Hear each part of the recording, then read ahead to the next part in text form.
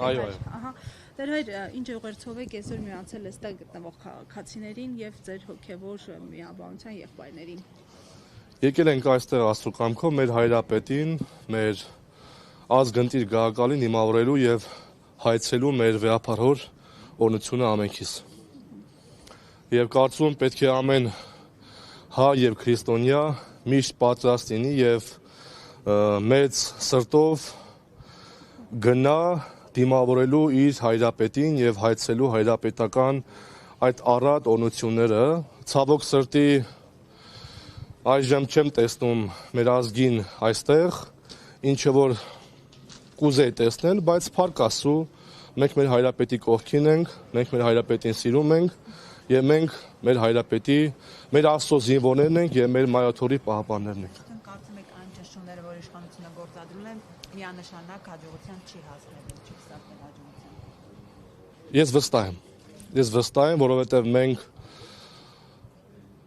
արդարության համար ենք պայքարում, մենք պայքարում ենք Տիրոջ խոսքի տարածման, Տիրոջ հաստատած եկեղեցու անսասանության համար եւ հնարավոր չէ որ Տիրոջ կողմից հիմնված եւ Տիրոջ կողմից ընտրված հայրապետի հետ կապված որևիցե խնդիր լինի եւ մենք էլ որպես օծված քահանաներ ունենք կոչում մեր Աստծո խոսքը տարածելու եւ ունենք կոչում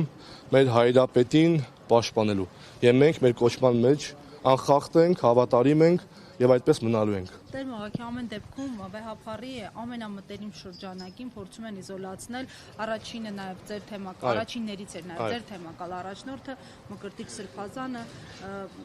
Արշակ arczepiskopos Խաչատրյան դրանից առաջ եւս երկու սրբազաններ Միքայել եւ Բագրատ սրբազանները ամեն դեպքում էս պարակտման ворթ է նաեւ գծվել Մայրաթորից ներս։ Հնարավոր է որ եկեղեցին հենց ներսից չդիմանա այս ճնշումներին, այս ծանրաբեռնվածությանը։